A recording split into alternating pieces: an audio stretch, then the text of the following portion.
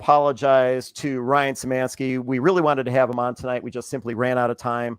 So Ryan, hopefully we'll be able to have some time in the future to get you on. Our apologies to Ryan Szimanski from the Battleship New Jersey. Apologies to Ryan Szimanski of the Battleship New Jersey for not being able to get him on this week, but one of these days we'll have Ryan on. I'm sure he understands. Apologies to Ryan Szimanski at the Battleship New Jersey for not being able to fit him in this evening. We just ran long, so we'll try and get him in some other time. Appreciate his patience. Our apologies to Ryan Szimanski because we had Paul go long, had to bump Ryan from the Battleship New Jersey. We'll look forward to having him in the future.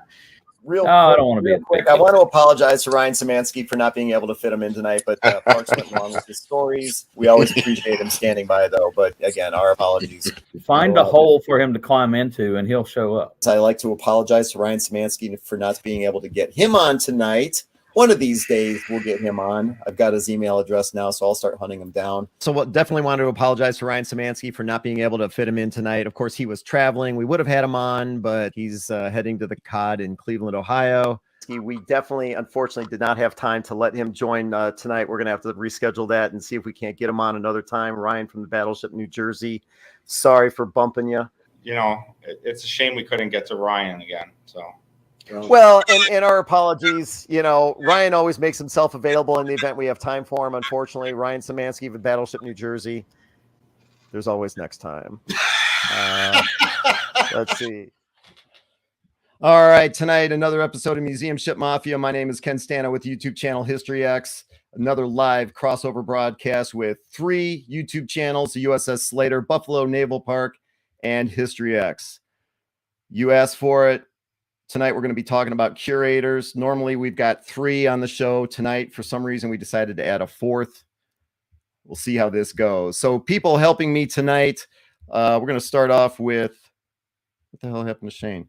All right, so we're going to start off with John from the USS Slater. We've got Shane from the Buffalo Naval Park and Connor from the icebreaker Alexander Henry in Thunder Bay, Ontario. He's going to be spinning the dials and pulling the levers for us tonight. And so with all of the endings to the shows we've done in the past, apologizing to Ryan for not getting him on. Tonight, we're actually going to have Ryan Szimanski from the Battleship New Jersey joining us. Are you guys all settled in and ready to go? Yeah, I'm ready.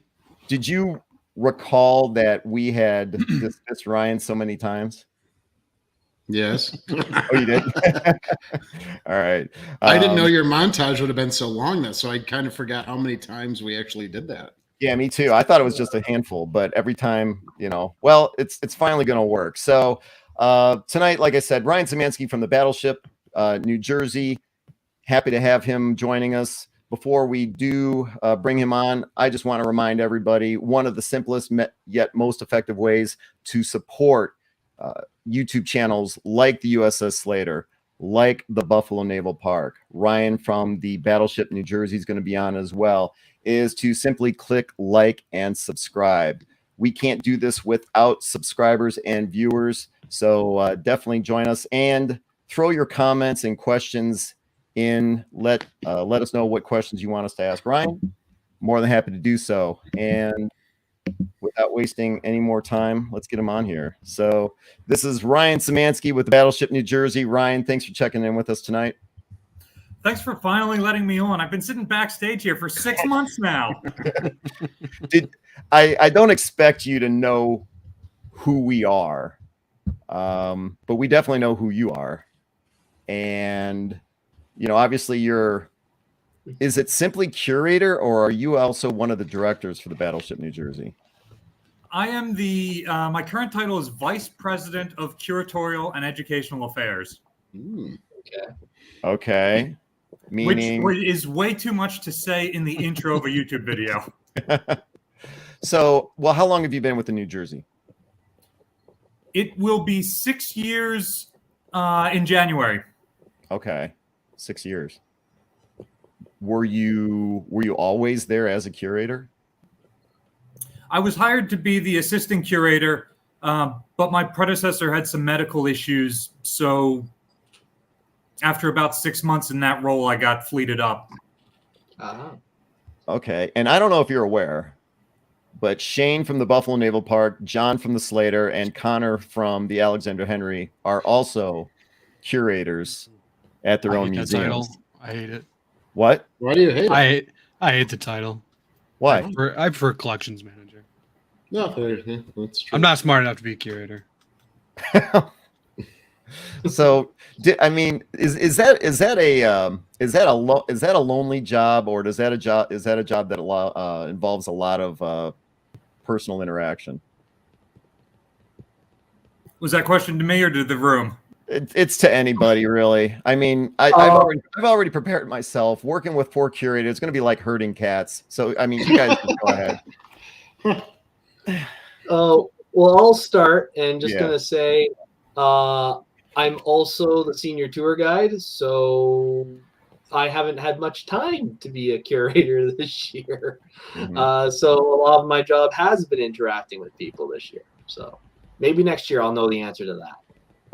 Yeah, I'm when I was in school, we always talked about a lone arranger, and that's kind of what I am. I have a department of 1 with thousands of artifacts across 3 vessels and the museum. So yeah, I really embrace the lone arranger sort of a moniker for the job.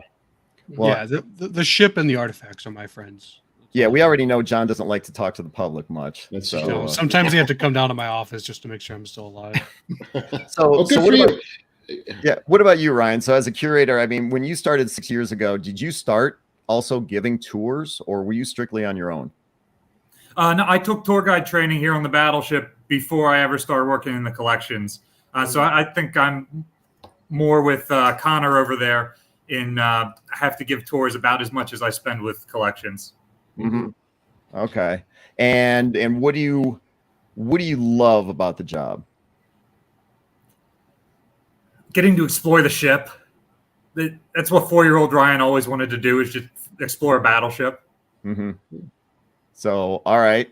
Then the opposite, the flip side of that is, what do you hate about it? I mean, when you go to work in the morning, go, not this again. Yeah, paperwork and staff meetings. So right before you logged on with us tonight, you said you had a what was it, a quarterly board meeting? We do them every 2 months, so 6 a year. Okay, all right. So it's the board meetings, the staff meetings, the paperwork. That's the kind of stuff that kind of pulls on you. It doesn't leave much time for everything else. Uh-huh. Mm-hmm. Well, Really doesn't. yeah. For those of you that aren't aware, and I became aware of Ryan during the pandemic. Let me see if I can pull this up here. So I became aware of Ryan during the pandemic. Of course, everyone was on YouTube watching all kinds of different content because we're quarantined, right? And let me see if I can find this picture. You know what? I think I pulled up the wrong one. I think this is the one I wanted to find. So it's pretty interesting when you stumble across a new channel and you start checking out all the different videos. And then there's this guy that decided to start making, was it a video a day? Did you post like one video each day during the pandemic? Yes, and then we dropped down to just 5 a week because 7 a week was too much. Just 5 a week. That's a lot. But I think this was the first video I ever saw of yours. And you know, you go all over the Battleship New Jersey, but in this particular video, you actually decided to climb through one of the gun barrels. And that was another thing that 4-year-old Ryan always wanted to do, and it would have been so much easier for him. yeah, but the problem with that is 4-year-old Ryan is a little bit smaller. Now, you're 6 foot, right? Correct. And like, I think in the video you said you were like 200 pounds. Yep. Why on earth did you do this? I grew up watching documentaries about battleships, and every single one has a picture of the sailor coming out of the end of the gun barrel and giving a thumbs up. And so ever since I saw that for the first time, it's like, I want to do that. And after you did it, what are your thoughts now? I don't have to do it again. I think I remember you saying a bunch of little kids had probably thrown rocks in there. Of course, it's very dirty. Look at your shirt. But from a practical standpoint, I mean, this isn't something that you can get rescued from. It's hardened steel. It's a gun barrel. And it took you about 15 minutes to crawl through this thing. What were you thinking while you were in the middle of it? Well, first of all, we did have an EMT on standby, and we did have a rope tied around my ankles. And we did test it after I crawled in a certain amount. We saw if they could yank me back. And it was not comfortable, but it worked. I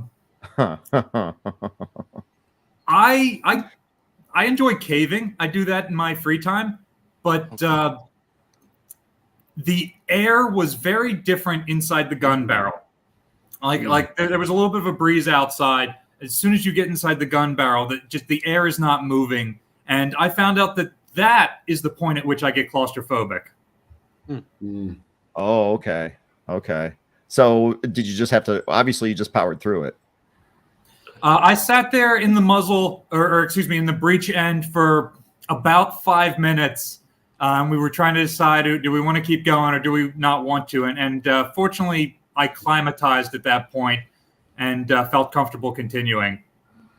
We just, Cece just posted this comment here, which reminded me, in the video, you described you couldn't have your shoulders square to the gun barrel. You had to decide which shoulder you wanted to go forward, right? Because you had to have them at an angle. Correct. We took my measurements before we started. I think that's the first couple minutes of the video, and we found out that I am 19 inches across the shoulders, and of course, it's a 16-inch gun barrel. Oh. So, Shane, why haven't you done this? Well, because we just have a 6-inch, on the Little Rock would be the biggest. I mean, I've climbed into torpedo tubes before, not on the Croaker, but in the Cobia. That was fun. I would like to do it. I would be 23 inches across on the shoulders. But yeah, I could not climb into a 5-inch or a 6-inch gun. So the torpedo tubes I can fit into. So. Why haven't you done your torpedo tubes yet? I just haven't done it yet. Too busy lone arranging. Oh, really? All right. Okay, guys. I will put it into my cadre and my index of videos to do, and I will choose a torpedo tube. And I've been talking about it. We just go in and just check out, if there needs to be any restorative work or anything like that. So maybe we could just parlay it into a video. Yeah, I thought. I don't have a gun barrel torpedo tube to get into. Yeah, but when you guys are crawling around your ship, I mean, I know I asked Shane about this. I'm extremely claustrophobic, so I wouldn't do it. But Shane, you mentioned that, you don't mind tight spaces. You crawl down into the engineering spaces on whichever ship you're climbing around on. And if you get stuck, you just have the mindset of, well, I got in here. I can somehow get myself out. Have any of you guys gotten stuck on your ship and it's like, I might need to call for help? Not on mine. John? No, closest we have right now is James going into our bilges to clean them. But same mindset. He can get in, he can get out. Yeah. What about you, Ryan? Any exploration on the New Jersey where you've maybe went further than you should have without telling anybody? Yeah, on one occasion I went down into a fuel tank, and the ladders in the tanks are a pair of wires, and they've essentially got dog wrenches as the feet, and it was so rotted that the wires broke while I was on the ladder. So then I was having one of those "how do I get out of here" moments. Wow. And is this a situation where you have the I mean, you're constantly exploring, so I can't imagine before each little adventure you tell people, all right, I'm going to go here, I'm going to go there. make sure someone comes to look after, if I'm not back in a half hour, or do you just go? No. Whenever we leave the tour route, we have a 2-man rule. And if for whatever reason something happens and we don't have 2 people, we radio another staff member and say, hey, I'm going down here. If you don't hear from me in 15 minutes, come look for me. And this was not for filming or anything. It was a maintenance project where I had a rope and a harness, and there were several other people around. Oh, yeah, so there's been a couple of. Oh, sorry. No, go ahead, Shane. Yeah. No, that's all right. If you had a follow-up question. Well, I was kind of surprised you said it was for a maintenance thing. So you actually do get involved in the ship maintenance. I mean, I've seen some of the videos where you're, observing, but you actually were doing some inspection. Yes, I was the one who felt comfortable climbing in the hole, essentially. But the ship is one of the artifacts in the museum's collection. So as curator, I have a say in the restoration and maintenance of the vessel. Okay. Shane, what were you going to say? Yeah, I do not do that. Just because of the nature of our job, I just usually grab the camera and go. And there was one time it was weird. I was near the peak and I was alone and no one knew I was there. And I did get a little freaked out. I was able to extricate myself, but you get towards the peak tanks, right at the very front of the ships. It can get pretty tight in there, and just either going through a deck hatch or a door, it's pretty tight, and you have to kind of contort yourself a little bit, and there's no real lighting in there and anything. So I walked out of there and I said, I should never be doing that again. Like I should, as Ryan just said, you let someone know. But I just usually have an idea, or I formulate the script, and I just go and do it in some sort of way. But we just don't have that manpower for someone to just stop what they're doing and to join me or whatever. But yeah, there's been 1 or 2 instances where I say, "Oh boy." For those of you checking in with us tonight here on Museum Ship Mafia, we've got Ryan Szimanski from the Battleship New Jersey. Make sure you check out the website battleshipnewjersey.org. But more importantly, you can check out all the great content they've got on their YouTube channel. Go into the search bar on YouTube and just type in Battleship New Jersey, and you're going to find all kinds of stuff there. Ryan, one of the titles I put on tonight's broadcast was one of the first sentences that you guys have on your website, which is, it costs $10,000 a day to keep the Battleship New Jersey Museum going. What's the biggest cost you guys have over there at the New Jersey? That's a good question. They don't let me touch the money. The maintenance of the vessel is probably the largest single cost collectively, and then probably staff payroll is the next biggest thing under there, and then climate control would probably be third. Climate control. Yeah. What? We have the best heating and air conditioning of any museum ship I've ever visited. So when you talk about climate control, you're talking about trying to make everything comfortable, air conditioning in the summertime. I wouldn't say everything. Fortunately, the Navy installed air conditioning on the ship in the 80s, and we're able to run some of those systems in some of the museum spaces. Okay. And I know, John, you said the Slater gets pretty damn hot in the summertime. Yeah, there's no air conditioning. No air conditioning on the Slater? Not even in Tim's office. Whoa. He wants a straight 1945. Well, good thing we're coming down in fall then. Mm-hmm. Yeah. It was 95 degrees last Wednesday here. It was horrible. Translate that to the rest of the world, please. It was 95 degrees, Connor. That's all you need to know. Minus 30, minus 32, then divide by 2, right? Is that what it is? I think you're right. That's So Celsius. 95. So let's see. So it was 30. It was 30 degrees Celsius. Let's go with that. Yeah. Yeah. Mhm. Sorry, Ryan. We've got Connor's Canadian. Yeah. Nobody's perfect. Yeah.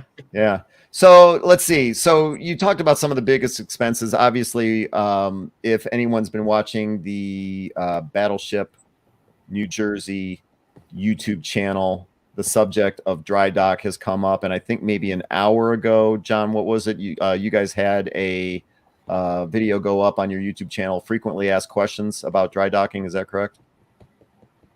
Ryan did. No, I know. But you're the one that told me about it. Oh, you didn't watch it? Well, Oh, you just So told Ryan, me, they you just just put told up me a about it a video. half hour before we started. So no, I did not watch it. But all right, this has turned into a disaster. So, when So it comes what's to some dry of the, so docking- what are some of the questions in the video then? I guess? exactly? Yeah. What are some of the FAQs when it comes to dry docking that you guys have had to, well, address? I can really commiserate with Travis over on Texas on this. He's been telling me that they get the same questions over and over again, and we tend to get the same. It's when are we going to go? We don't have a date yet. When we have a date, everybody will know. Like, we will put it out on YouTube. We will put it out on social media. And then some really weird ones that we hadn't answered before because we thought it was so obvious. But then people started coming up with their own answers because the museum hadn't answered them. So where will the ship go when we come back from dry dock? We're coming back to where we are. This is where all of our infrastructure is.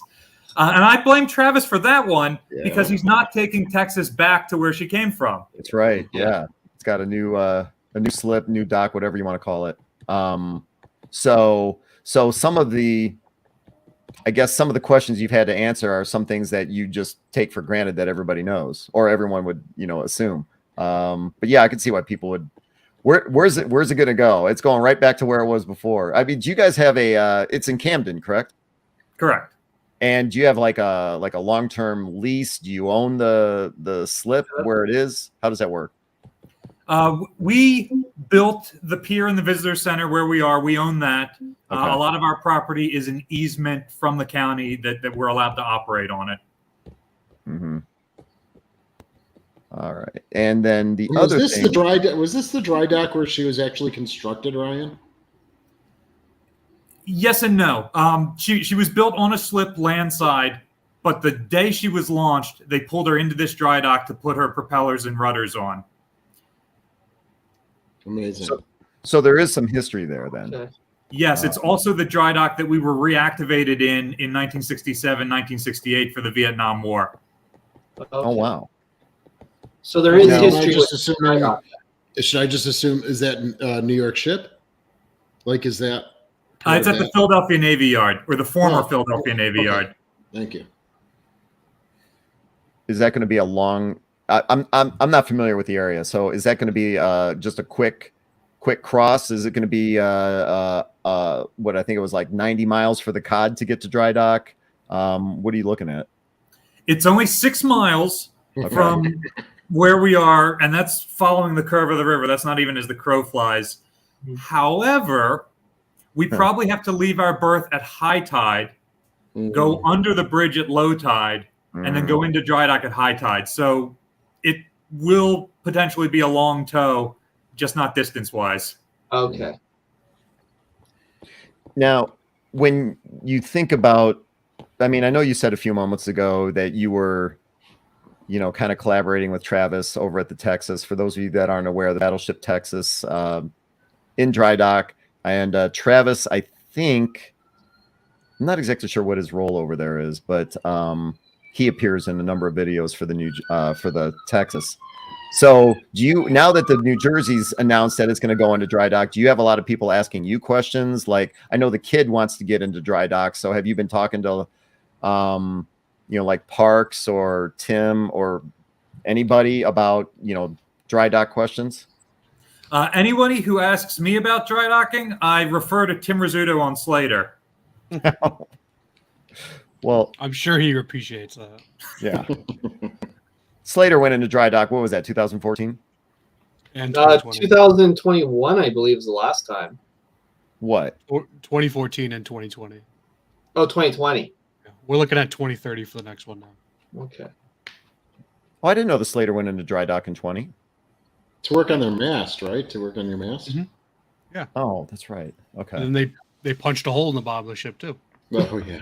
I remember the reports Yeah. about that. So you don't have a date for dry dock for the New Jersey. I'm assuming you've got a ton of fundraising that has to happen between now and then, correct? Yeah, the state gave us $5 million. It'll probably cost 10. Just 10? The shipyard's given us a very, very good rate. They really want to work with us because when Missouri went in 2009, it was closer to 18, and that's the number we were expecting. Wow. And the 10 number is where we were able to go to the state and be like, hey, we can afford this now. With inflation, we will not afford this in 5 years. Mm-hmm. And if correct me if I'm wrong, guys, but I think the Texas is in dry dock for like 30 million. A bit more than that now. Yeah. Yeah. So for you guys to go into dry dock for 10, you got to be. I mean, it's $10 million. It's still a lot of money, but when the whole scope of thing, you've got to be thrilled with that. The second we develop a hole in the hull, ours will be 30 as well. Mm-hmm. We're trying to get in preventatively before that happens. Yeah. Does the Battleship currently take on water? No, she does not.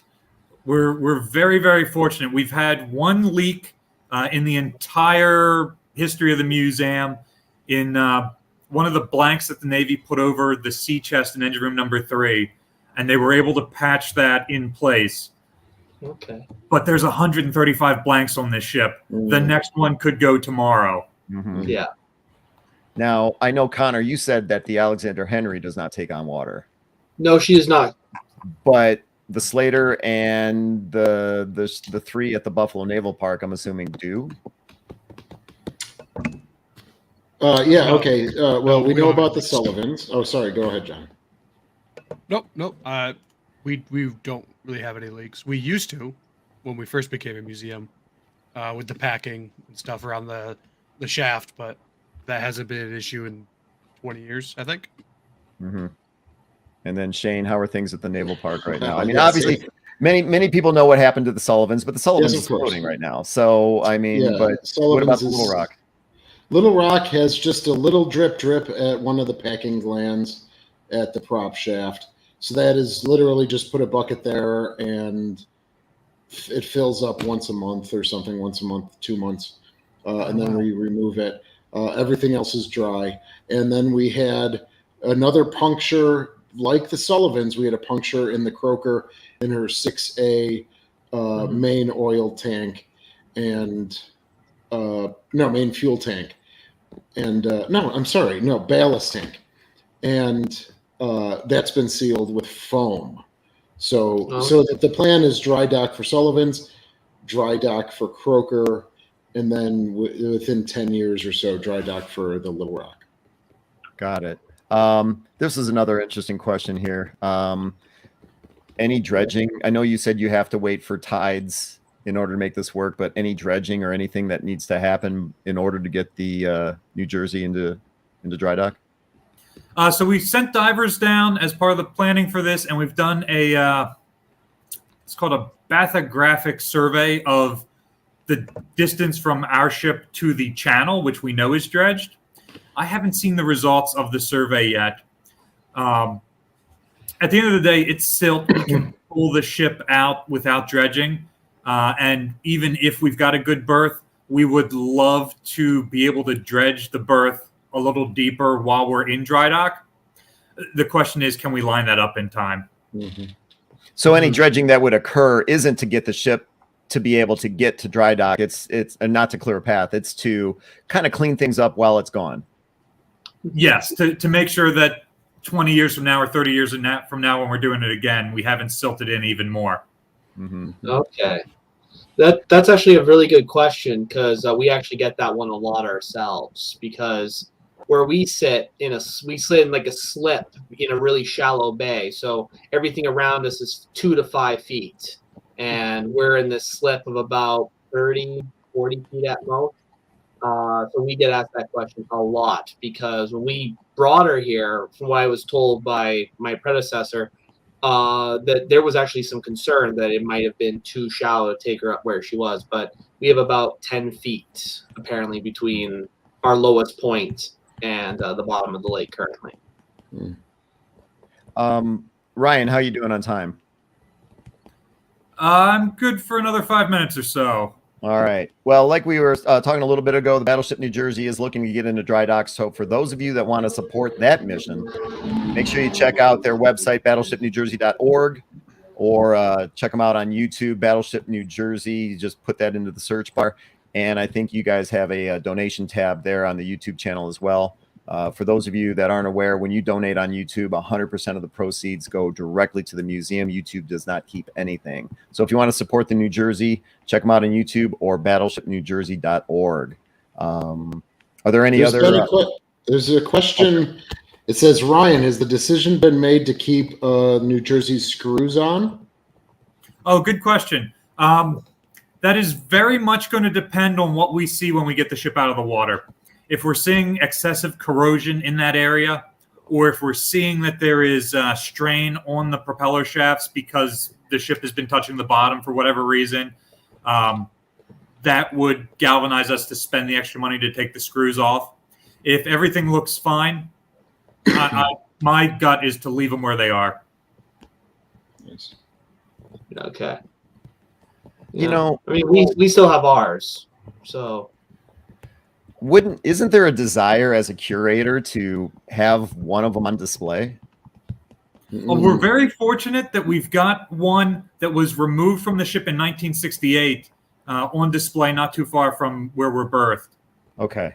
But we've got the 4 original to the 80s when we were decommissioned still on there.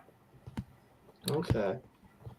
When you have people checking out the museum, going through the ship, what is one part of the ship or one aspect of the museum? It could be this propeller that you have on display that people seem to gloss over, or it's annoying to you that people just don't really give it the attention that it deserves.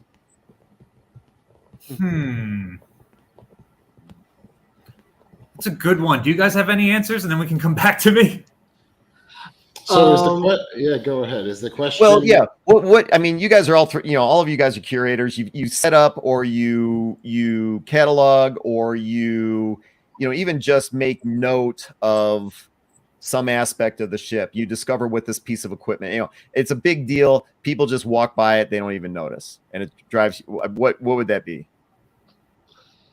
Ooh. I wish we could get. I wish there's better access to our wing and fin room on the USS Little Rock.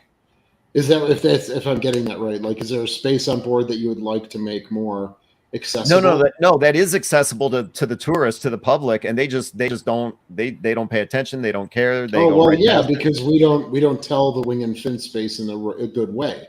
So yeah, they're just going to walk by it because it's a little plexiglass window at eye level as they're walking into this huge missile house. So being able to get them to pay a little more attention to that, and that is my job to do that, but maybe also have more accessibility just into the space itself. What about the Slater, John? Anything that you wish people pay more attention to?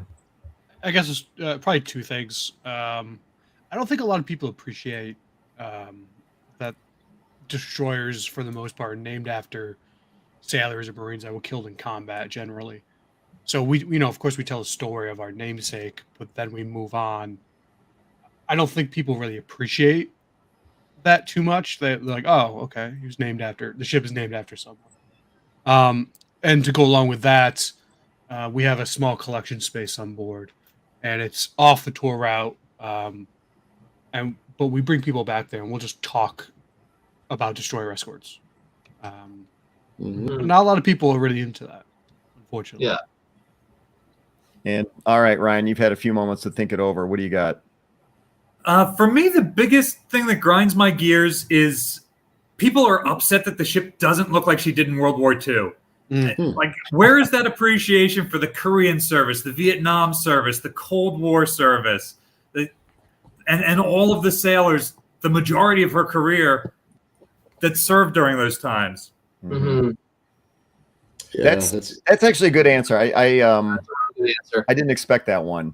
But it makes a lot of sense because you're going to the museum, preconceived notion, World War II, obviously. Yeah, but then everyone that served since then, like you said, Korea, Vietnam, through the 80s, are getting ignored by that. So the configuration for the Battleship on display as it sits right now, obviously, is 1980s, correct? Yes, our period of interpretation is the late 80s, the early 90s, right before she was decommissioned, because that's the condition the Navy gave us the ship in. We can't go back and change all 1,600 rooms, and we'd be getting rid of original historic fabric and replacing it with like Hollywood prop facsimiles. Yeah. Good. Yeah. As for me, because I didn't say, I had to agree with John. I'm in a similar boat. The origin of the name of the ship often goes underappreciated, and definitely that aspect as well is there's so much of the history of my own vessel which isn't covered and often just gets glossed over, because it often feels to me like some portions of the vessel are glossed over in the displays we have right now. So because we were aiming for 85 right when the ship was retired, so we're kind of looking at the same thing for us, as me focusing a little bit more on the 50s, 60s, 70s. Like most of our photographs of life on the vessel are from the 70s, so people just ignore the stuff that's there right now. So hopefully we can change that in the future. Yeah, but it sounds like a lot of people show up, they want to see the New Jersey in black and white and not in color. Yeah, That's a good way to put it. yeah. Well, I mean, that's kind of the way I think of World War II. I want to see a lot of this stuff in black and white, and like in this picture here, yeah, unfortunately, we've got the New Jersey in color. Let's see. Well, go ahead, John. This Or is Ryan. all John's fault because they have done an amazing job of backdating Slater from the 90s to how she looked in World War II with the camouflage and everything else. Oh gosh. Oh, why don't you do that on New Jersey? Right. No, that's all Tim. Tim. Oh my God, he's a hoarder. That's a whole nother thing. But Well, if I'm not mistaken, the Slater is set up, or you guys have the Slater on display just with the thought that it's just pulled into port, it's just tied up in the dock, and then all the personnel have gone ashore, correct?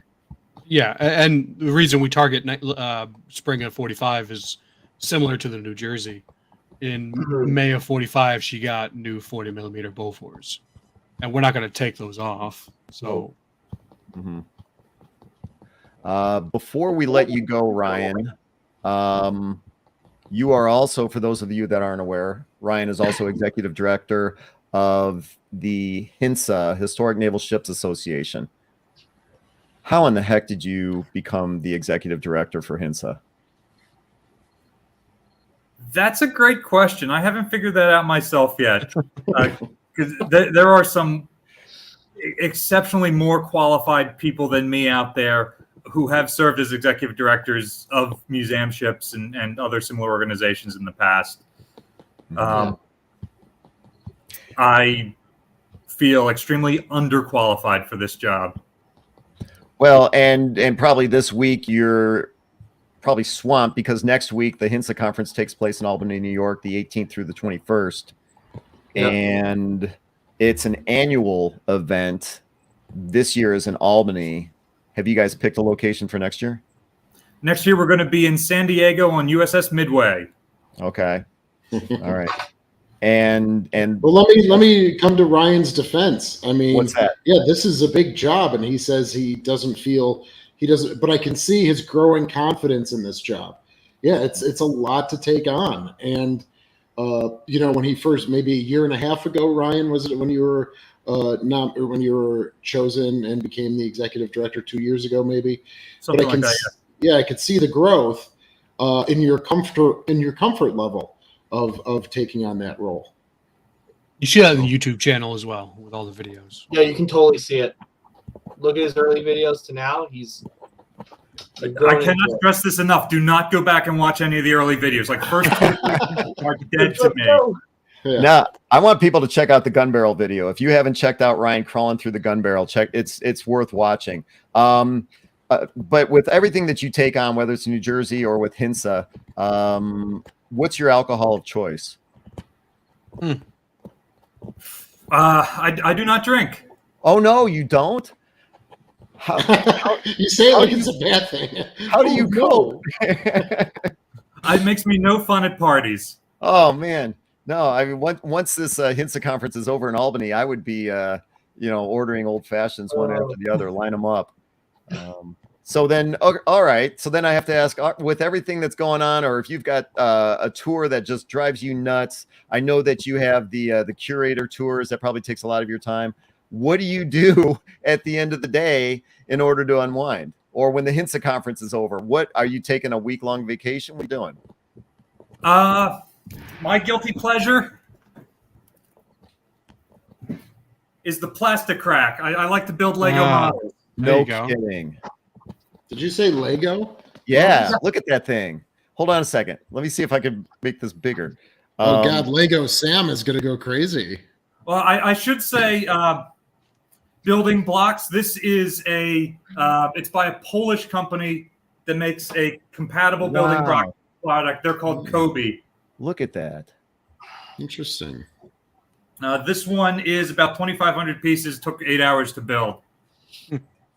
And that relaxes you. It doesn't actually create more stress. It gets me out of my own head. Okay. Gotcha. Yeah, as a side note, I can attest to how that actually is relaxing because I have one too. Actually, I have two of them. Is that the original Warspite or the re-release? That's the original. Nice. Wait, what is that? It's Warspite. Oh, okay, it is. Wow, look at that. Yeah. And did you guys? Now I'm curious. Do you get them from like the same company? Is there a company that, or all kinds of different companies that do this? I think they're both Kobe. Yeah. Yeah, I get mine from a local model shop. I'm not sure where Ryan would get his from. I have to buy them online and then wait for them to ship over here. What other? I mean, now what other Lego models have you done? I grew up on the Lego Adventurer ships sets. Thought I was going to be an archaeologist for a while, but I've got a bunch of Kobe kits: Bismarck, Yamato, New Jersey, Enterprise. Oh, the Enterprise is sitting in the model shop. I've been tempted, but I can't excuse the price tag just right now. What? How expensive? How are these? I'm assuming they're pretty pricey. How much are they? I want to say this one was about $250. You pay about 10 cents a brick. Yeah. Okay. Wow. All right. Well, all right. At least you're able to unwind some way. If it's not drinking, it's Legos. Got it. Any questions you guys wanted to hit Ryan with before we let him go? Obviously, you're all going to be able to spend some time with him next week at the HINSA conference in Albany, 18th through the 21st. But hit him with a question now before we have to let him go. Why do you say Albany? What? I gotta ask it now. Why do you say Albany? Because I live in Minneapolis. What do you want Ryan. Ryan says Albany. How's it supposed to be said? Good question, Ryan. Give him hell. Albany. I know, what the hell, John? I mean, it's probably just his accent or whatever, his dialect. Albany. How do you say it? We say Albany.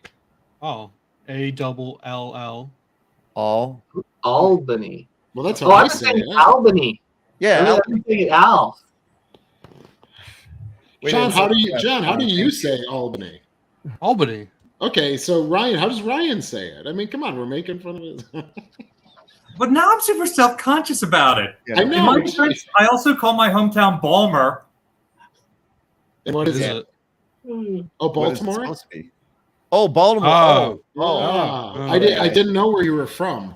That's Okay. like New Orleans. That's like New Orleans and Missouri and Yeah, just northern that certain dialect. way to insult the guest, John. Thank you. Yeah. Why the hell do you say Albany? Oh my god. I sit backstage for 6 months, and then I have to endure this. Oh, I love it. That's great.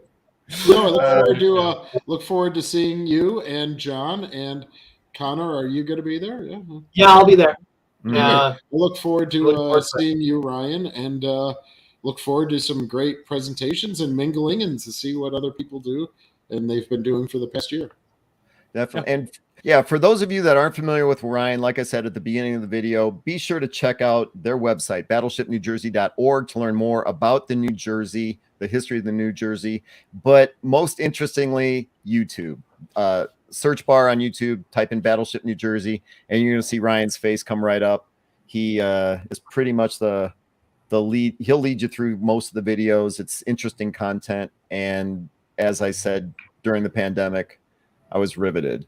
So it's great to finally meet you, man. Thanks for joining us. And, happy to have you here. Is there anything else that you wanted us to promote before we let you go and talk behind your back? No, I'll be sitting backstage next week. All right. Well, thanks for. Real quick before I let you go, the USS Kidd. This is kind of a serious question. Also going into dry dock, or at least planning to go into dry dock. Tim Nesbitt, Parks Stevenson. Which one's more annoying, Tim or Parks? I've only met Tim in person. I haven't met Parks in person. Until I'll meet him next week. Yeah, but you know him by reputation, right? I mean, come on. Tim is great. I love talking to Tim. We were on the phone a couple weeks ago and he's like, okay, I'm at the Burger King line, so I gotta go. It's just, he's just so Southern, I guess. I don't know. Shout out to Tim Nesbitt. Yeah, he's great. Gotta love Tim. Parks too. Parks isn't so bad. I think he's been to the Titanic once or twice. I don't know. Yeah, I'm trying to cover for Ryan so he doesn't actually have to answer that question. No, well, no, we don't let him go. Yeah. So no, which one? You got to pick one, Ryan. Do I have 2 minutes to tell a story? Yeah, Sure. no, yeah, no. We're gonna be on for another hour and a half. We're not gonna put you through that. So yeah, you got time. Okay, I absolutely cannot stand Park Stevenson, even though I haven't met him yet. His email address. It is executive director at KID. Mine is executive director at HINSA.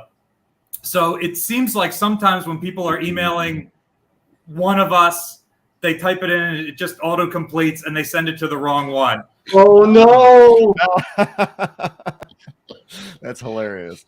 So he and I and all the other executive directors at this conference are going to have it out. We haven't decided if it's going to be a Thunderdome style thing where we all enter the ring at once, or if we're going to do like Highlander and have a bracket. Parks is a pretty tall guy. He's ex-Navy too. He's very tall. Yeah. Yeah, he might give you a run for your money, even though you're a lot younger. Wait, how old are you? How old a guy are you, by the way? Born in 1990. Right. Okay. So I find this is also something that's very interesting. So Connor, John, Ryan, you guys are all in your 30s. I'm 29. not in my 30s yet. Oh wait, I thought so. Wait, John, you're 29. I'm 29. Yeah. Wow. Well, okay. So that proves my point even more. All right. So you've got this younger. It's way overdue. A younger generation, basically, not just coming to visit, but also to participate in the maintenance of these museum ships. I say maintenance, maintaining these museum ships for display. And that's got to be a huge challenge for all of you guys. I mean, Shane and I, we're older, obviously, but obviously. Yeah. Well, I mean, all right. Sorry, Shane, but I'm the oldest here, and there's got to be a new crowd coming in. How do you cultivate that? Well, Listen, I was not here. I think I can help maybe answer that. I was not in this world beforehand, right? I was working at another museum that's not ship related or naval related. I had no idea the amount of passion that starts when Ryan says he was a 4-year-old wanting to crawl through a barrel, or Connor making models, or just the hundreds of people that I meet just saying, I've loved these since I was 8 years old. Like, I had no idea the amount of passion that if someone has a ship in their blood, how deep that goes. It goes right to the bone marrow. It's astounding. And I think there's that it's built in. It just is harnessing that in the right way, for me at least. What do you think, Ryan? How do you continue to get younger people involved? We just have to have a place for them to go. They get interested on their own. One of my coworkers or peers, Frank Thompson at Naval History and Heritage Command, calls it the disease. And unfortunately, there is no known cure for it. All we have to do is make room for those people to have a seat at the table, and they will find us. Got it. All right. Well, go ahead, Connor. Was that you? Yeah, I have to agree with Ryan. That's actually happened probably 3 or 4 times this year alone. We've had young people who are interested in museums who then decide to start working with us to get a taste for it, and they seemingly get hooked. So that's actually happened. So I would agree with him completely. It's the disease. It is the disease. Well, Ryan Szimanski, thanks for joining us tonight. Ryan is, I was going to say curator, but your title is now VP of. It's too long. I'm the curator. Right. Ryan Szimanski, curator, Battleship New Jersey, Camden, New Jersey. Be sure to visit them on their website, battleshipnewjersey.org. Battleship New Jersey, search for that on YouTube. And I failed to mention, but we've also got a donation tab on the History X YouTube channel. The New Jersey is going to be planning, or is planning, to go into dry dock. Costs $10,000 a day to keep this museum running. Anything helps. I'm assuming you're not going to turn anything down. So do what you can to support the Battleship New Jersey. Ryan, thank you very much for joining us tonight. Appreciate it, Thank Ryan. you for finally letting me on. I'll see you guys next time. All right, Ryan. All right. Yeah. We're going to now talk behind your back, and you have a good evening. All right. Good night. Well, that was cool. Yeah, it was. Let's see here. Let's get into what you guys have going on. Of course, you're all going to be seeing him next week, but John and Connor, you haven't actually met. Right. Shane's met him. Shane's met him. Did you just drop? This away. He just wants Yeah, to get yeah. Wait. Did sorry, Connor drop his model? No. Oh. I was trying to put it away. Uh-huh. You're going to do that right now. That's great. Okay. All right. All right, I'm done. Let's see. So what was I gonna? No, Connor and I have not met Ryan. No. Okay, but Shane, you've met him a couple different times. Yeah, I mean, I've gone. This will be my fourth. Mm-hmm. This will be my fourth conference, so I've met him all 4 times. And then he's been to the Naval Park, and yeah. Who from Got it. Buffalo's coming out next week, Shane? Oh yeah, we have a lot of our staff. We have Courtney, who's our community engagement director. Paul, our president and CEO, he would naturally be going, and he'll be there for the executive directors meeting on Monday. And then Stephen and myself, and then Bill Abbott, I think he's the director of operations. He'll be there for 1 day. Okay. Got it. Awesome. Let's see. So let's get into what you guys got going on currently. So Shane Stevenson, curator, Buffalo Naval Park, Buffalo and Erie County Naval and Military Park. What's going on? Yeah, it's our season's, now Labor Day's over, so during the week we're not as busy, and so I'm trying to catch up with stuff. It's really pretty difficult, but we have. Let's see, the September 30th is the 80th anniversary of the Sullivans. So we were in a long meeting today planning out how that's going to go. We also have the USS Oklahoma City Association coming for a reunion. And that will be in 2 weekends. And so that will be nice to have all those guys from a sister ship, CLG 5, roaming around our CLG 4. So those are the 2 biggest things, the conference, and then, working the wheels to get that artifact from South Bend, Indiana, which I'm really excited about. So that would be the following week after we get back from Albany. The artifact from South Bend, is that the missile? I don't know. I can't remember. What? I can't remember. We'll be releasing it we'll be releasing it as time gets closer. It's something that needs a flatbed truck though, so Well, that's annoying. So, I never said I was not annoying. well, so then can I ask you about the other thing behind the restaurant? Yeah, what's up? The what? Periscope. The Periscope. Oh, the Periscope. Oh, yeah, sorry, behind the restaurant. That is, yes, I spoke to the restaurant. They're like, come and get it whenever you want. It just is a matter of, yes, thank you, Michael. Exactly. I can neither confirm or deny that it's a Talos missile with a booster and wing and wings. I don't know. But yeah, that's ready to go it's 40 feet long, about 2,000 pounds. So it's not anything Steven and I could just go pick up and put in a U-Haul and bring it back. So it's gonna need a little work, but that will be ready to, we'll be working on that over the winter probably. And then come spring is maybe when we'll go and get that. Okay. And did the restaurant know they had a submarine periscope behind their building? No, they had no clue at all. And they've confirmed it and said, it's yours. We were worried, there might be a little pushback from them to say, oh, we've got something of value here. Let's open it up to the public, maybe another museum ship. But he, at least from our 2 conversations, was like, nope, it's yours. Come and get it. We're okay with it. Cool. And so we would just have to get, the forklift and, we would have to pay for the associated things to get it out of their ground.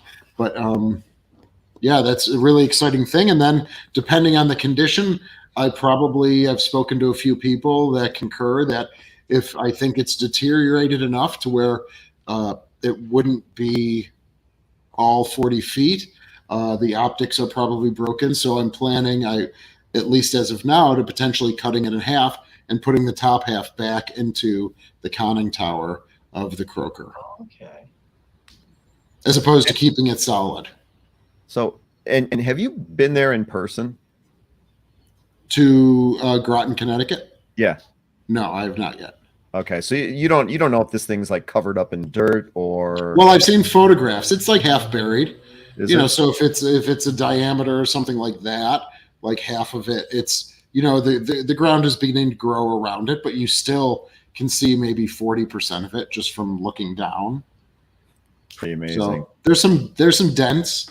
There's a gash, a couple inch gash in it. So I'm thinking that it was, for me, to get it back on in some way, shape, or form onto the Croaker is the important thing. And if it's already taken enough damage to where I feel comfortable having it cut, I'm willing to do that. We also have a periscope of unknown origin, the full periscope. So if we wanted to do something with that, like use it in the building or use it as a teaching tool, we do have a full periscope of unknown origin. So, got anything else you want to promote at the Buffalo Naval Park? Man, just the 80th. We're doing that thing with the kid and Cass and Young, so it's going to be a very busy day next Saturday. That's Saturday, September 30th, right?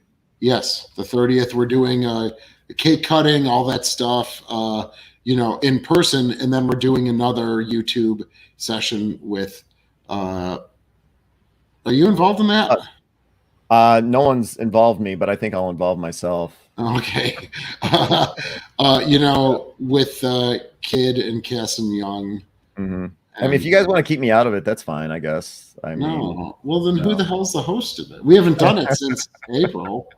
Yeah. It is you, isn't it? I just let me know. I'm available is what I'm trying to say. Okay. All right. So to learn more about the Buffalo Naval Park, check out their YouTube channel and simply search for Buffalo Naval Park. It's going to come right up. Lots of interesting stuff. Very similar style that Ryan does in the Battleship New Jersey. Shane goes all over the place. So check that out. And do you want me to mention the members only section? Yeah, sure. If you'd like to, yeah. Yeah. So and what's cool, Buffalo Naval Park also has a members only section. You'll see some special videos just for members of their YouTube channel. It's still only $5 to join. I joined. I enjoy it. Check it out. So the Buffalo Naval Park's members only section. You can also check out their website, buffalonavalpark.org. John Epp, curator at the USS Slater in Albany, New York. What's going on? I'm gonna regret that. Why is No. that? Is it really an issue? You know, I know people in New Orleans. I was 'cause just curious. I've never heard New Orleans- anyone say Albany that way. I was just So curious. how does he say it? Albany? It's myself now. supposed to be Albany. I mean, it's just like us getting frustrated with how people pronounce Minneapolis. How do they say it? Minneapolis. Well, then what do you say? Minneapolis. Oh, so then I say Minneapolis. So how would you get frustrated with me if I'm saying it the way you're saying it? I don't. We're not picky here, you know. So there's only one way to pronounce Minneapolis. It's not like New Orleans, anything like that. So in Albany, New York, what's going on, John? We got a little shindig next week. Something coming people up. going to next show week, up. yeah. Mhm. I think we're expecting 130 people, something like that. Okay. So it's going to be fun. Yeah, but these aren't going to Um, be your regular tourists. You've got 130 basically Naval Military Museum fanatics. Yeah. So how does that is that a good thing or a bad thing? I mean, when it comes to preparation. It's a great thing. Well, of course it's a great thing, but then you're going to have a lot of people wanting like in-depth discussions and to see stuff maybe you're not prepared to show. So have you had to go into late night hours getting stuff ready? No. No? Actually, I left 15 minutes early today. No, the ship, she's 100% open. Wherever anyone come next week, wherever they want to go, they can go. We'll have some of our tour guides coming in, working overtime and answer questions and things like that. But no, the ship will be fully open. No restrictions as far as I'm aware. There's actually going to be a couple hands-on parts of the conference on the ship if people are interested in that. In terms of what I've been doing, trying to organize the collection to make it look good for the Shanes of the world, the curators, because we're having to compete with the big boys. We don't have the storage space that some other ships have, or the resources. So, trying to make it look nice at the very least. And you guys also around this time you start to kick off your overnights, right? Yes, we generally don't do overnights June through August because it's way too hot. We did have an overnight last Saturday into Sunday, but they were chiefs and chief selects, the state board, so they were used to the heat and whatnot. Well, I saw you had that one on board. You gave him the honor of being in the captain's cabin. That's our Sunday tour guide, Chief Art Dot. He's retired. He's been with the Slater since she opened '97. He basically came for a tour, and Tim shoved an application in his hand, and he's been there ever since. So we thought it fitting to give him the captain's stateroom last weekend. Mhm. Yeah, absolutely. He did have to put the picture of the captain.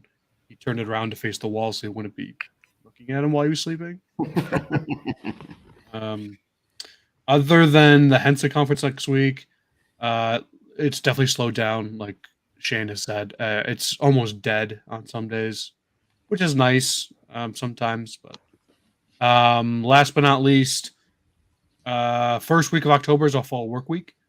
It's similar to our spring work week, except it's much smaller. Generally, we don't have as many people signing up for that, but if anyone wants to, you're welcome to reach out to us. And I where gotta were they- thank the guys from Slater who were just here in Buffalo again over the weekend. Oh, you had a couple of people there? Yeah, we had Barry and then Okay. his team as well. George, I met George for the first time. George, Yeah, he has long hair. bigger guy? Yeah, like tall or whatever. Yeah. George Collis? Yeah, he just said, "Hey, I'm George. I wanted to meet you." So I said, "Hey, George." And he's- so I didn't get his full name. Are you sure he was with us? He was just some random guys like, oh, hey, nice to meet you. Yeah, I know John. We get that too, no doubt, as you do, I'm sure. But Yeah. no, he was with the Slate. He was hanging around with Barry. So Good. If somebody wants to volunteer for that work week in October, how do they do that?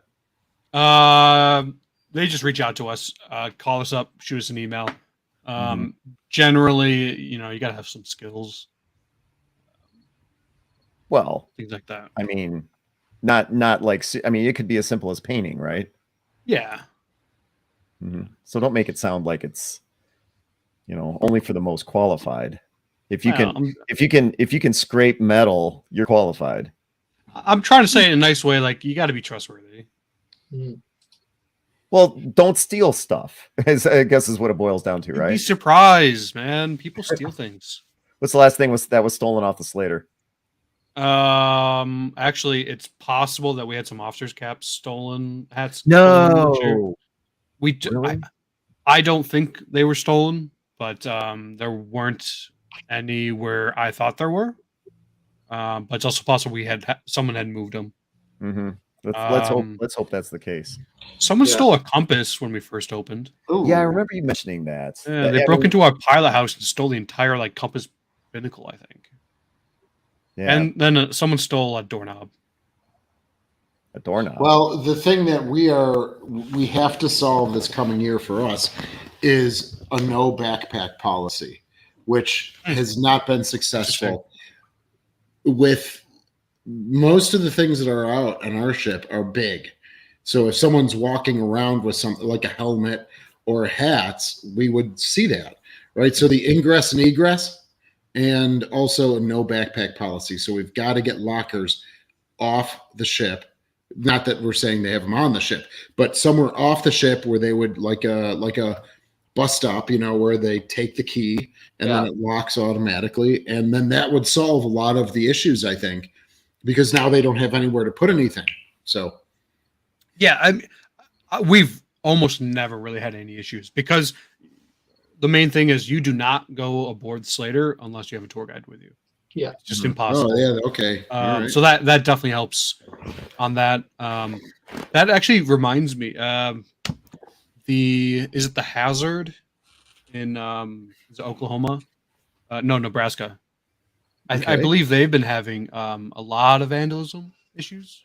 Spray painting and I haven't heard about that, but one of these parks out there. It's although I have no word of a lie, there actually is a video on YouTube of guys trespassing. I know they have a trespassing problem. But we do too. Yeah. Over the years, we have had one. Yeah. We've never really had that issue. We've had a couple people like drunks wander on the ship during an overnight. That was weird, but They got on the ship in the middle of the night. yeah, we had an overnight on board. So Oh, luckily we have you postal fire watch. Someone's always awake. They happened to see him. They thought we were open, but they were drunk. How did we start talking about this? I have no idea. I don't know. I like this comment by Frank. A 20 millimeter Bofors. I always make the comment. It's like if I get on the ship, I'm going to steal a torpedo. But with my luck, I'd probably end up dropping it and make a lot of noise. But that's what I want. And that no backpack policy, I don't think would stop me.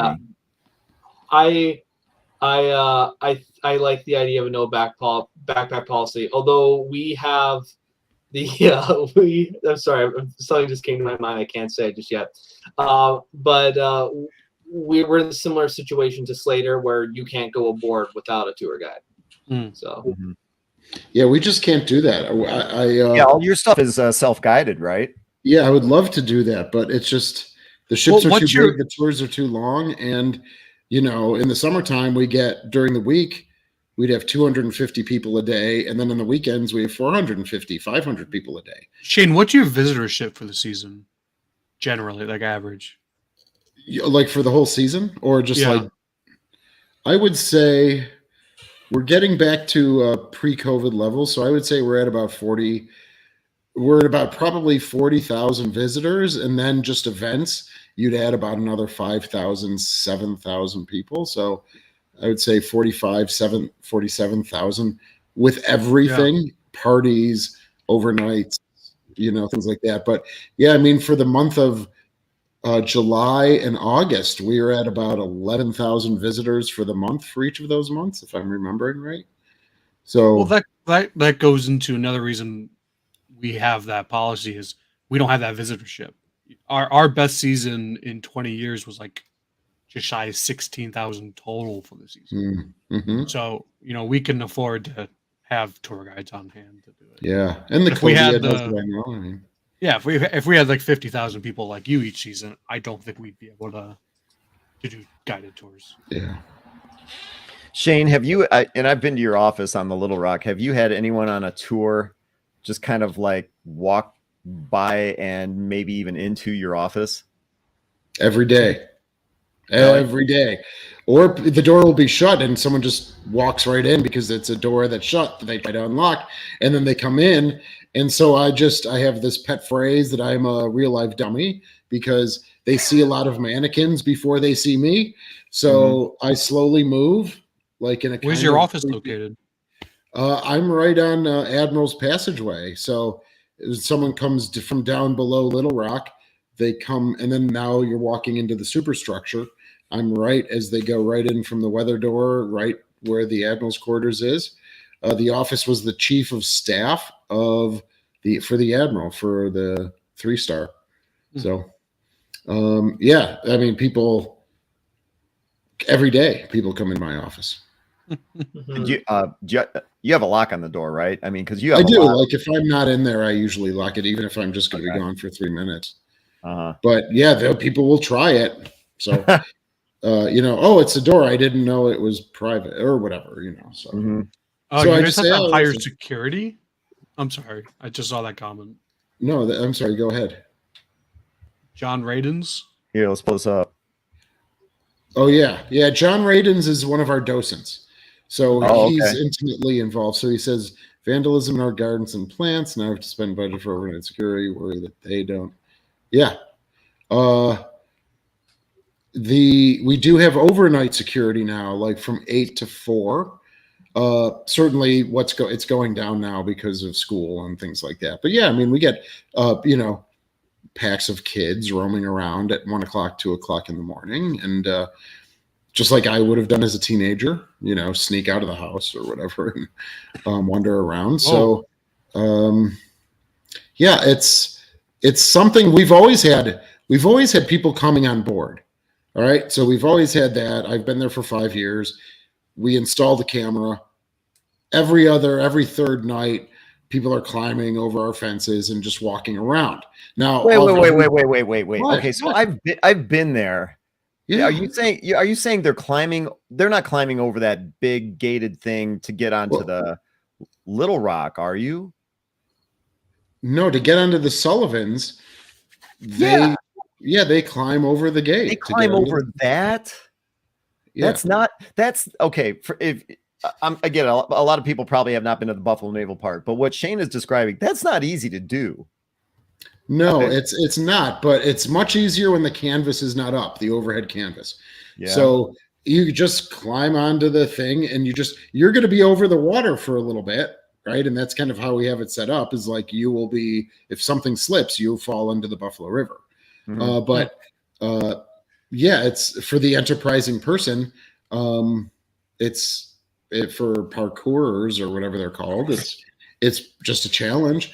And I have always, I don't want to, but they're not tagging anything. They're not getting into the ship. They're just roaming around for an hour or two and then they leave. Yeah. Right. I understand we're looking to solve things, and, we're working with security firms right now, and we did receive a rather large grant to try. I mean, you're seeing an overhead of our space. Yeah. So people are walking along the trees, and then you'll see the ramps and the gangs up to the ships and stuff like that. So it's a challenge for people, and that's what they like, right? So Yeah. That's a Um, shame. I mean, It's a ultimately, shame, it's a but shame. it's at least it stops at there's no graffiti. He said he's not they aren't tagging anything. There's no graffiti. That, I mean, I don't want to hear about anyone roaming, climbing a fence and getting on a ship, but at least in some crazy part of my mind, at least they aren't, spray painting anything. Yeah, they're not getting into the ship, and they're not doing any damage. I think just 15-year-olds at 2:00 in the morning in the dead of summer are like, wow, this would be really cool, right? Mhm. Like, I was like that. I didn't Yeah. climb on ships, but I was like, oh, this is cool. I'm out late at, and it's just a thing to do, I guess, So I've been on board when people have been roaming around, like, because I'm sleeping on board or whatever. So that's happened 2 or 3 times where I catch people on board, and I have to be for myself and for my safety, I have to be a little, patient with them and, just kind of watch them from a distance and seeing if they were doing anything, which they didn't, other than wandering around, then I would have had to have said something. But, I can follow them around in a way that they don't know I'm able to follow them, which is nice. So, You know the ship better than they do, right? yeah. Yeah, got it. Well, let's get back to John at the Slater. Anything else you wanted to add? Yeah. Sorry, John. No, we got sidetracked. Yeah. Oh, I mean, I always find that stuff interesting. It's unfortunate, but it's no, I don't think interesting. there's much else. Well, then, Really looking forward to next week. I look forward to the program and what we have planned, and it'll be fun. it will be great to meet you finally, John. We have not met, and to see Tim and Shanna again. It will be very nice. I'm looking Mhm. forward to it. and you guys are going to be posting videos during the week too, right? No, No? I'm not making videos. You kidding me? Steven and I might. Maybe. Okay. So check out their Facebook page. How about that? You're going to be posting pictures? Yeah, there'll be pictures every day on Facebook. Okay. All right. Oh, wait, Shane, when are you folks rolling in? We're rolling in Monday afternoon, so we'll be there for the initial check-in and then that meet and greet at night. John, this will be your first conference? First HINSA conference, yep. Yeah, okay. Yeah, so like that, or that first night meet and greet, and then I think everything picks up on Tuesday. So we'll be there. We're figuring around 3 or 4. But that doesn't mean you might not be available. Like, we'll be at the hotel, and then or you'll be at the meet and greet, I assume. John's not going to be busy. He's not going to have anything to do. Making packets or whatever. No, right? I'll probably be helping check people in at the hotel that afternoon. He'll be making. John, you realize I'm a hugger, man, so I'm going to go in for a hug when I see you because we've. Oh, Wait, you didn't hug me when we met in Chicago. You didn't hug me when I was there. I did. I'm a hugger, man. I did it to Ryan when he was here filming for his channel. I said, Ryan, bring it in. And he was just like, So that's kind of why I do it, because I know it maybe makes some people really tense. Oh, but I great. hugged all of them, Ken and maybe I just won't shower for the rest of the week. Yeah, John's looking for it to because I'd turn. like to see that initial reaction of like, hey, bro, bring it in. And I'm like, okay. I love it. It's great. John, but no, it's all good. It will be John, great to shoot me a meet you. text. Shoot me a text. Let me know how that goes. Connor, are you a hugger? I'll be fine. I'll be fine. He'll fist bump or something. Yeah. No. Yeah. I'm looking forward to it. Yeah. I can't wait. So for those of you that want to learn more about the USS Slater, check out ussslater.org. Of course, their YouTube channels. Simply on the search bar, enter USS Slater, and you'll come up with their videos. We've been talking about the HINSA conference that's going to be there next week in Albany. They got a lot going on. Moving on to Connor Kilgore, the newly minted curator, right? Fabulous. Yeah. At the Alexander Henry, the Thunder Bay. No. TMTB.ca. What the hell does that stand for?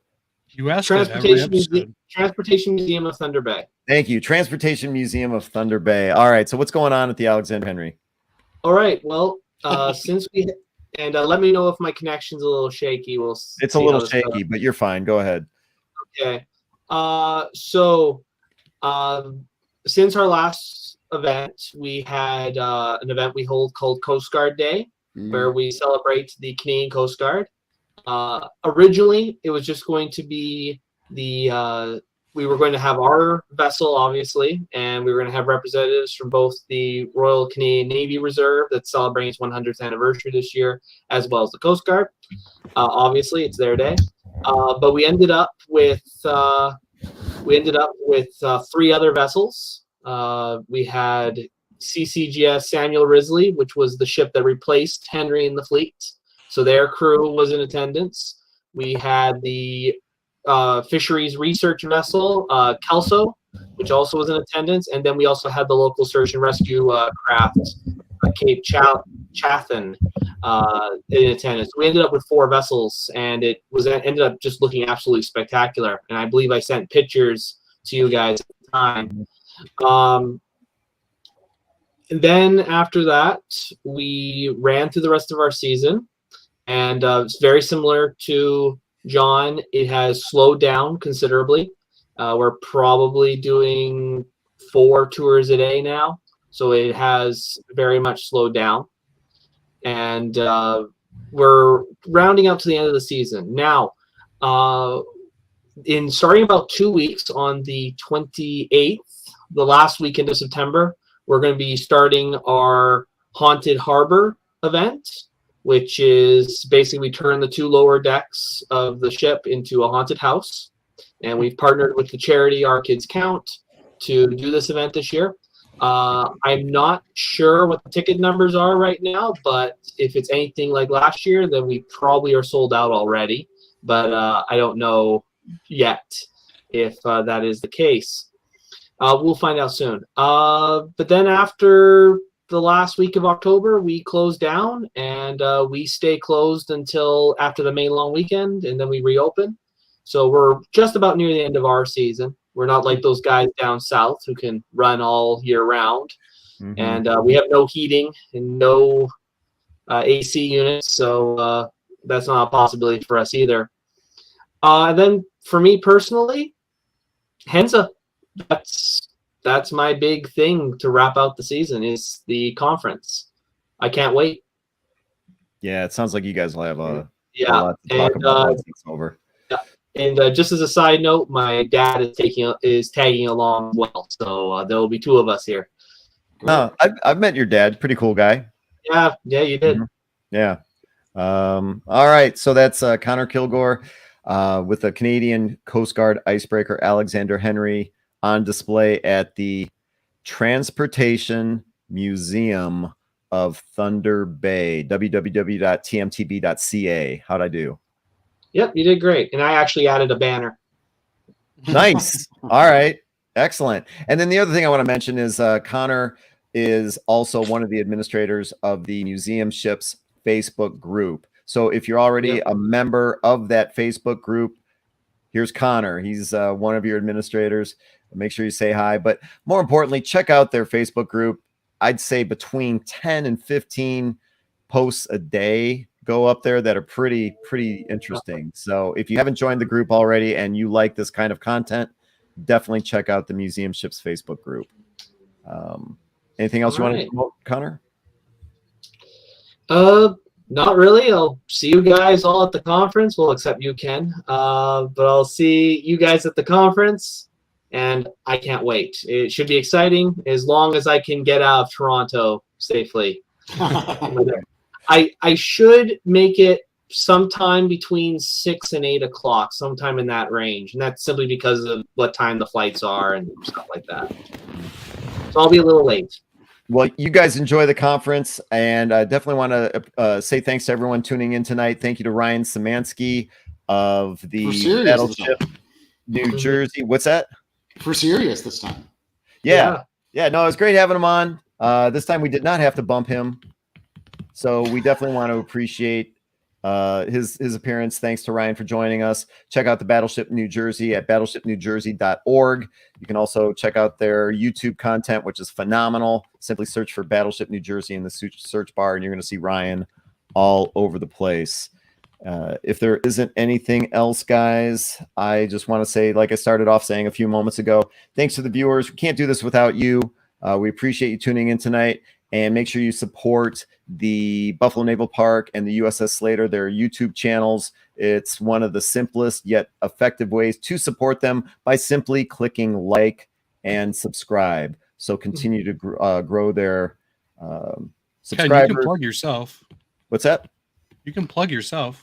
Well, It's all about do we you want guys. him to do that? Yeah, do we want him to do that? I don't know. But and you can also check out my content on History X, the History X YouTube channel. There we go. Had a video go up at 6 o'clock that I think now is already approaching 4,000 views. So it went up an hour and a half ago. It's at 4,000. So if you're 3,400. So if you're at all interested in the B-29 bomber, the Keybird, that's all I'm going to say about it. Check that out. History X, like to have you over there. Always want new subscribers. And just thanks for tuning in tonight, guys. Anything else? Nope. We'll maybe John and I encounter. We'll do a live one, and we'll bring you in as a guest.